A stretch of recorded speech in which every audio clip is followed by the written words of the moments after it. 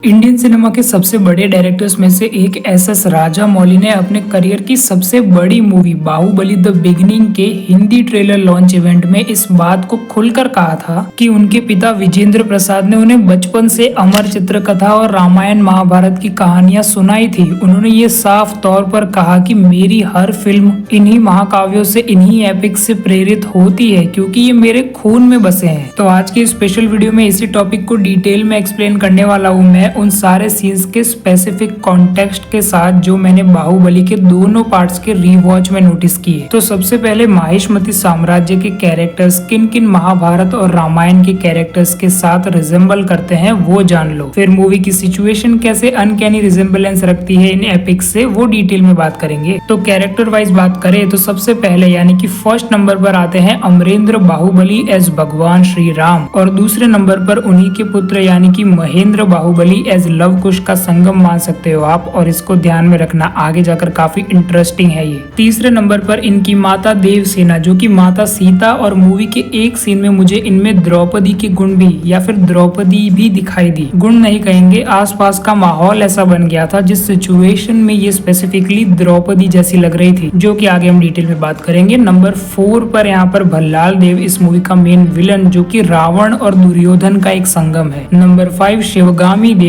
कुंती और कैकेयी जैसी माताओं से काफी स्ट्रॉन्गली इंस्पायर्ड लगती है, जो कि अपने आसपास के वातावरण से मैनिपुलेट हो जाती है। नंबर 6 पर है इनके पतिदेव बिज्जल देव, जिनमें कि हमें शकुनी और धृतराष्ट्र और यहाँ पर रामायण से मंथरा जैसे कैरेक्टर्स के गुण देखने को मिलते हैं। और नंबर 7 पर यहाँ पर दो कैरेक्टर्स है बाहुबली से, कटप्पा और कुमार वर्मा, जो कि यहाँ पर हनुमान जी से ज्यादा रिजेंबल करते हैं। और एक और कैरेक्टर महाभारत से है भीष्म पितामह, जिनसे कि कटप्पा इंस्पायर्ड है, और हनुमान जी से इंस्पायर्ड है कुमार वर्मा। आई नो कि तुम कटप्पा को हनुमान जी से इंस्पायर्ड मान रहे थे, लेकिन मैं तुमको एक्सप्लेन करता हूँ कि कैसे। Okay, now I am going to explain all the 8 characters resemblance with Mahabharata and Ramayana according to their roles and screen presence in the movie Baahubali and Baahubali 2। Character number 1 Amarendra Baahubali as Prabhu Shri Ram. बहुत सारी चीजें हैं, जैसे प्रभु श्री राम और अमरेंद्र बाहुबली दोनों के लिए ही यहाँ पर सिंहासन कभी भी प्रायोरिटी नहीं रहा। तो आखिर क्या थी उनकी प्रायोरिटीज? अपने माता पिता के वचन का सम्मान। जैसे श्री राम ने अपने पिता दशरथ के वचन का सम्मान करते हुए 14 वर्ष का वनवास स्वीकार किया था, वैसे ही अमरेंद्र बाहुबली ने अपनी माँ के वचन का सम्मान करते हुए राजमहल छोड़कर सामान्य जन के बीच में जाना चुना। और यहाँ अयोध्या एज अ सिटी की एक क्वालिटी भी हमें माहिष्मती में देखने को मिलती है, जो कि तुम इन डायलॉग्स के थ्रू समझ जाओगे, जिसमें से कि एक रामायण का है और एक बाहुबली का। ये मेरा वचन है, मेरा वचन ही है शासन। हमारे रघुकुल में यह रीति सदा चली आई है कि प्राण जाए पर वचन न जाए। और भी कुछ की डिटेल्स है, जैसे श्री राम अयोध्या छोड़ते वक्त भी उनके मुख पर कोई भी पीड़ा नहीं थी, उनके मुख पर हमें एक मुस्कुराहट देखने को मिलती है। और इस सीन में अमरेंद्र को देखो, इस एक सीन में प्रभास की मुस्कुराहट को देखकर ऐसा लग रहा है कि अगर आदि पुरुष को अच्छे इंटेंशंस के साथ सिर्फ पैसा कमाने की लालच और हवस से ना बनाया जाता, तो मैं आज आदि पुरुष से एग्जांपल्स उठाता बाहुबली के कैरेक्टर्स को कंपेयर करने के लिए, उनमें इंस्पिरेशंस ढूंढने के लिए। लेकिन खैर, अब अगर हम आगे बढ़े तो इस पूरे सीन में एक और चीज भी है, जैसे कि इस सीन में देवसेना माता सीता, अमरेंद्र एज श्री राम, एंड काफी स्मार्टली अगर तुम नोटिस करोगे तो कुमार वर्मा के कैरेक्टर को इस सीन में एज लक्ष्मण डाल दिया गया है। और ये भी ज्यादा करीब ले जाता है इस सीन को अयोध्या निर्गमन वाले सीन से, जो कि हमें रामायण में देखने को मिलता है, सुनने को मिलता है। तो अमरेंद्र एज प्रभु श्री राम सुनकर अब तो कुछ लोगों की ये कंप्लेन दूर हो ही गई होगी ना कि Baahubali is a human, but इतना डिवाइन ऑरा क्यों है बाहुबली का, इतना डिवाइन ऑरा क्यों है, वो मैंने एक्सप्लेन कर दिया है। ठीक है, अब बात करते हैं यहाँ पर दूसरा कैरेक्टर अमरेंद्र बाहुबली का बेटा महेंद्र बाहुबली एज लव कुश का संगम। तो यहाँ मेजरली 2 पैरेलल्स मुझे नजर आते हैं, जिसमें से पहला यह है कि जब माता सीता को वनवास मिला तब महर्षि वाल्मीकि के आश्रम में लव कुश का जन्म हुआ। वे महल की सुख सुविधाओं से वंचित रहे और उन्हें एक लंबे अंतराल तक अपने पिता की असल जानकारी नहीं थी। अगर देखने जाओगे जाओगे तो कुछ कुछ ऐसी ही कहानी यहाँ पर महेंद्र की भी है। वो भी यहाँ पर महल छोड़कर आदिवासी कबीले के बीच में बड़ा हुआ।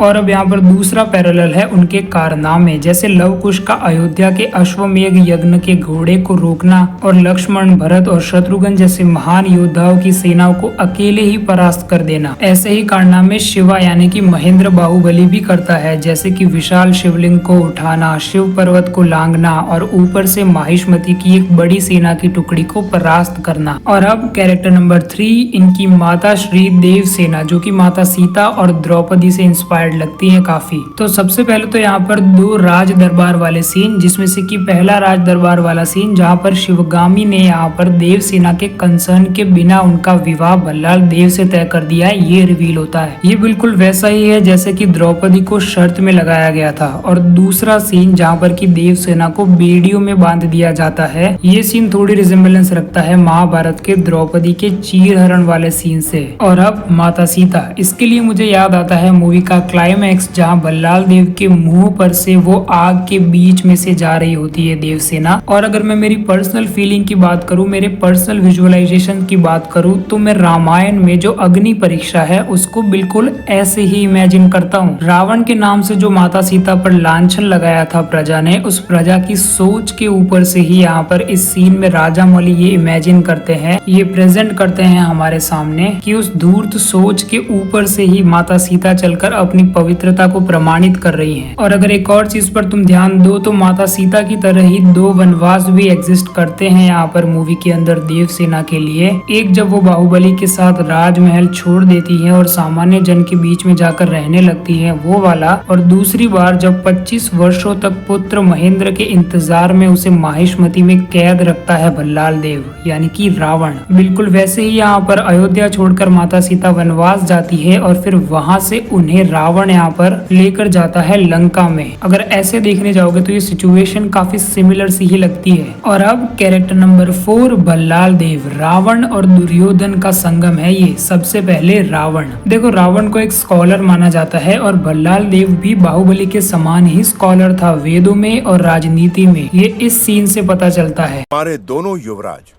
एक समान सिद्ध हुए। परमेश्वर मेरे दोनों पुत्रों पर समान कृपा करके मेरी परीक्षा ले रहा है। और इन दोनों के ही अंत का कारण 2 चीजें बनी। पहले तो उनका अहंकार, और उस अहंकार ने जो ज्यादा वेग दिया उनके स्त्री मोह को, जिससे उनका जीवन अंत की ओर बढ़ा। तो ओवरऑल ऊपर से तो ये रावण है, पर भल्ला के सारे कैरेक्टर ट्रेट्स दुर्योधन से ज्यादा मैच करते हैं। जैसे कि अधिकार की भावना, दुर्योधन का मानना था कि हस्तिनापुर का सिंहासन उसका है क्योंकि वो अपने कौरव भाइयों में सबसे वशिष्ठ है यानी कि सबसे बड़ा है। फिर भले ही पांडव ज्यादा योग्य हो, पांडवों में युधिष्ठिर ज्यादा योग्य हो, वैसे ही भल्लाल देव का भी यही मानना था। उसकी भी यही अधिकार की भावना थी कि वो बड़ा है, इसलिए माहिष्मती का साम्राज्य उसका है। भले ही बाहुबली से उम्र में कुछ दिन ही ज्यादा बड़ा होगा, लेकिन फिर भी ये मानना है उसका। और एक चीज है, जैसे धृतराष्ट्र के अंधे होने पर उन्हें सिंहासन नहीं मिला और उन्होंने अपनी ये कुंठा दुर्योधन में भर दी, वैसे ही बिज्जल देव ने अपनी अपंगता के कारण उसको सिंहासन नहीं मिला, ये समझा। लेकिन असली रीजन तो यहाँ पर कटप्पा मामा को पता है, ये सुनो।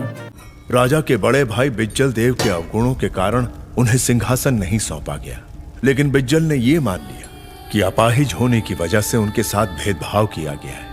तो धृतराष्ट्र की तरह ही बिज्जल देव ने अपनी ये बात से भल्लाल देव की सिंहासन की लालसा को और बढ़ा दिया।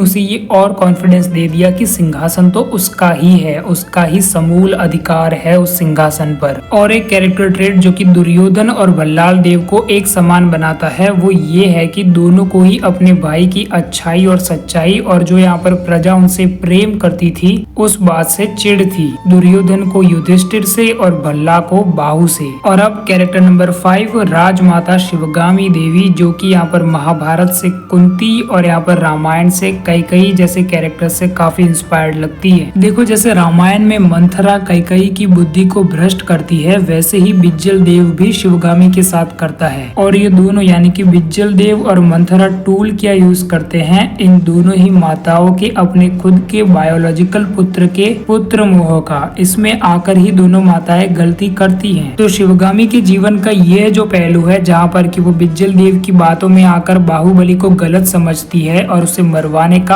ऑर्डर या फिर हुक्म या फिर आज्ञा दे देती है यहाँ पर कटप्पा को, ये पहलू यहाँ पर रामायण से मिलता है। लेकिन उनका ये जो पूरा सशक्त राजमाता वाला आर्क है वो काफी हद तक यहाँ पर महाभारत की कैरेक्टर यानी कि कुंती से मिलता है। जैसे महाराज पांडु की मृत्यु के बाद उन्होंने पांडवों के अधिकारों की रक्षा की हस्तिनापुर में, बिल्कुल वैसे ही माहिष्मति में उनके राजा के मरने के बाद शिवगामी ने ही यहाँ पर बाहुबली को यहाँ पर सिंहासन का समान अधिकार दिया। और अब कैरेक्टर नंबर 6 बिज्जल देव। ये character Shakuni and Dhritarashtra and Manthara का संगम है। इनके गुण हमें देखने को मिलते हैं बिज्जल देव के अंदर। अब बिज्जल देव एज धृतराष्ट्र और मंथरा तो मैं पहले ही एक्सप्लेन कर चुका हूँ वीडियो में। बल्लाल देव और शिवगामी के पार्ट्स में आपने देख ही लिया होगा। लेकिन अगर बात करें तो थोड़ी चीजें तो यहाँ पर उनकी शकुनी से भी मिलती हैं, पर मेनली उनके फेशियल एक्सप्रेशन से शकुनी की याद आती है उनके ओवरऑल स्क्रीन प्रेजेंस की वजह से। और बाकी सारी चीजें यहाँ पर भी वही सेम धृतराष्ट्र वाली ट्रेड्स ही है सारे। बल्ला के दिमाग में सिंहासन ही सब कुछ है, ये सारी बातें वरना वैसे point to be noted my Lord, ये सारी चीजें यहाँ पर दुर्योधन के साथ शकुनी ने भी करी थी बचपन से। और हाँ, एक और पॉइंट है कि अपंगता भी यहाँ पर कई संस्करणों में ये सुनने को मिलता है कि शकुनी भी यहाँ पर लंगड़ा कर चलते हैं। और अब नंबर 7 जिसमें कि 2 कैरेक्टर्स बचते हैं, कुमार वर्मा और कटप्पा, जिसमें कुमार वर्मा में हनुमान जी की झलक दिखती है। अब कुमार वर्मा लक्ष्मण के कैसे पैरेलल लगते हैं ये तो हमने स्पेसिफिक सीन में देख ही लिया, पर क्या तुमने बाहुबली का कुमार वर्मा को अपनी शक्ति का एहसास दिलाने वाले सीन में ये नहीं लगा कि जैसे ये सीन सेम एनर्जी कैरी करता है जो एनर्जी की हमें रामायण में देखने को मिली थी जब जामवंत हनुमान जी को उनकी खोई हुई शक्तियों से अवगत कराते हैं। और अब कटप्पा जो कि महाभारत के भीष्म पितामह के समान है, भीष्म पितामह ने हस्तिनापुर के सिंहासन की रक्षा की प्रतिज्ञा की थी और जो उस सिंहासन पर होगा उनके प्रति वफादार रहेंगे। और सेम एज कटप्पा के जो पूर्वज थे उन्होंने भी यही प्रतिज्ञा ली थी ना माहिष्मति साम्राज्य के लिए कि जो कोई भी उस सिंहासन पर रहेगा उनके कुल का हर एक इंसान उसके लिए ही यहाँ पर वफादार रहेगा। तो ये कुछ कैरेक्टर ट्रेट्स थे जो कि यहाँ पर मुझे बाहुबली और महाभारत और रामायण के यहाँ पर कैरेक्टर्स के अंदर सेम लगे, जो कि मैंने इस वीडियो में तुम्हारे साथ शेयर किए और वो भी एकदम डिटेल में। ओके, तो ये था मेरा स्पेशल वीडियो ऑन बाहुबली। अब मैं एक वीडियो प्लान कर रहा हूँ अबाउट वो भी यहाँ पर बाहुबली के ऊपर ही है, जो कि बाहुबली के अंदर में टेक्नोलॉजी यानी कि टेक्नोलॉजिकल चीजें देखने को मिली है, जैसे कि एक लिफ्ट भी थी बाहुबली के अंदर, क्या तुम्हें पता है? और जो हमें काफी आधुनिक अस्त्र शस्त्र दिखाए जाते हैं उनके पीछे की क्या टेक्नोलॉजी है उसके ऊपर भी एक वीडियो लाने वाला हूँ मैं, जो कि काफी इंटरेस्टिंग रहेगा। लेकिन अभी के लिए अगर ये वीडियो पसंद आया है, मेरा एनालिसिस पसंद आया है, तो इस वीडियो को एक लाइक कर दो और इस चैनल को सब्सक्राइब भी। मैं मिलता हूँ नेक्स्ट वीडियो में,